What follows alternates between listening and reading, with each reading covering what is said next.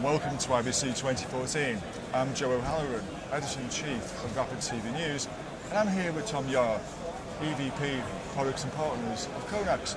Welcome again, Tom, regular to our videos. Thank you very much. Enjoying this? Here we sit in September 2014, and it's been quite a year. In fact, someone would say it's a broadcast industry where the over-the-top players have really set the pace and the pay TV industry is falling behind. What do you think?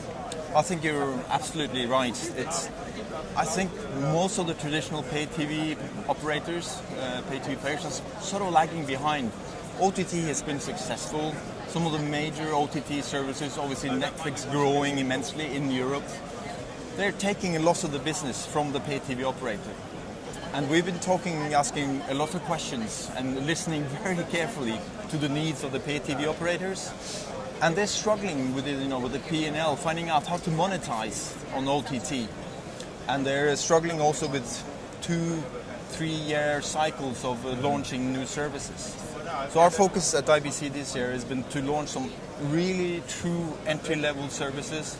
A product we call Go Live that enables the pay TV operator to launch live TV services on smartphones and tablets in months rather than years, and at an exceptionally low cost to get started, to make sure they're in that business doing OTT. So they just need that kick from products like this to get them.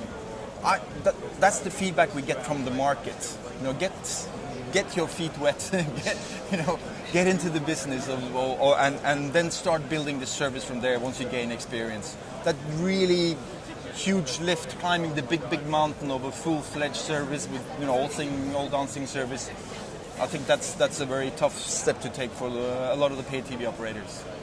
And in terms of security, you can offer a fully comprehensive security system for. Well, I think that's also one of the strengths, because we are launching this year also a client we call OTT Access, which is a very low-cost security client using HLS that authenticates the device, authenticates the user, and enables secure transfer of content to these multi-screen devices, but at exceptionally low cost, again meeting the demands of the pay TV operator.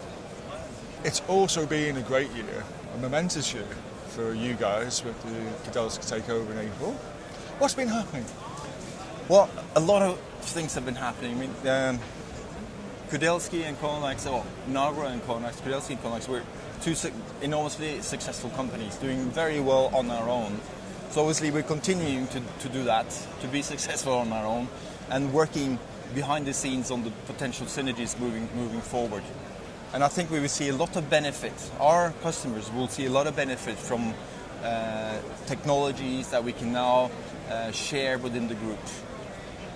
On occasions like this, you and I have often talked about 4K, the next great thing, and I think we've even touched on 8K. But let's take a step back a bit.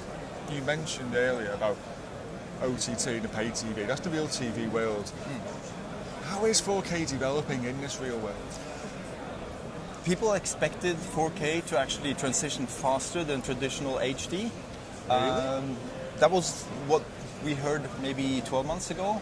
Now, being here today and looking around at IBC, there's still obviously a lot of talk about 4K. I see 4K happening, but at a slower pace than we anticipated. There's still some both technical hurdles that need to be solved, and also the content owners really have to make sure that the security expectations are now set to the really, really high level.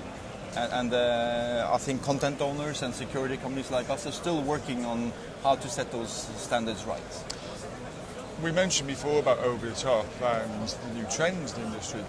One of the other trends maybe is like cardless and boxless security, which if you think in 4K even more so, you have master copies of the software. Is it true that the Movie Labs standard is becoming a de facto framework? It's a best practice, and I think it will take a while before we all get and support those best practices. But it's clearly a goal. Historically, we've seen that the content owners also want to release content before we get to the best practice levels. So again, it's an ongoing process. But another very good question you had there on cardless. We're seeing a lot of new interest or increased interest for cardless. So initially, mostly targeted at emerging markets. Now we're seeing a lot of attraction, a lot of interest for cardless solutions in the advanced market. And there's a lot of new advancements within the chipsets, the broadcast chipsets, that it enables to securely create cardless solutions, even for high quality content, for IBC based content, and so on. One of the things we do know is the strong commitment you guys had with DRM. Now, a couple of people around here have been saying there's a limited shelf life with DRM, or its evolution is under question. What do you think? That's very exciting, I think. There's a lot of things happening to DRM. DRM is getting very fragmented. So suddenly you have 3, 4, 5 different DRM standards. And also all the devices will have pre-embedded DRM, so it's going device-centric. The good thing about that is you will need a common backend that can handle all these DRM technologies. And we're exceptionally well positioned to do that. So it's a great opportunity for Conax. Now there's another interesting opportunity as well, is because of all this device fragmentation, all the DRM fragmentation, a great benefit for an operator would be to have a common DRM, making it easier to deploy new services and maintain these services. So with Conax supporting PRM from Nagra and deploy that on all the devices, that's second great opportunity. So I think anyway, whatever happens, we will win, or we will be in a very good position. Well, the position we're in right now is at IBC. So just like briefly, what's the proposition here? For Conax, we've been announcing a couple of news. Our Go Live service, the easy pay-as-you-grow service to get into the pay TV or OTT market for pay TV operators, getting off the fence, start getting your feet wet. That's one major announcement. We're also announcing, obviously, that our Conax Extend multi-screen solution is maturing. We're demoing in new UI, new apps.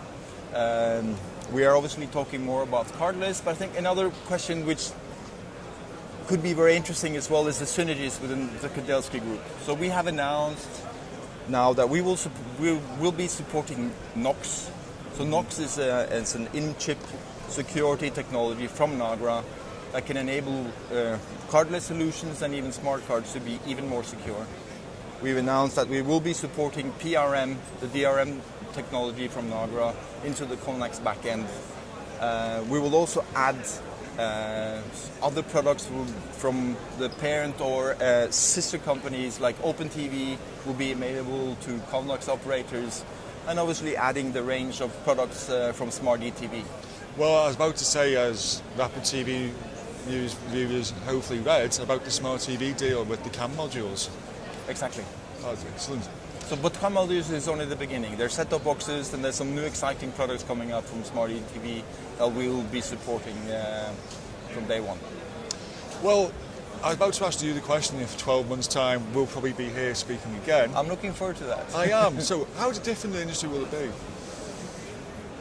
I remember you asked me that question last year, and I think some of the predictions that we had actually came through, that it's not happening as fast as everybody else, as everybody's saying. And I think from now until next year, there will be significant deployments of OTT, even from the paid TV operators, because they are getting a bit worried. They're seeing their positions threatened.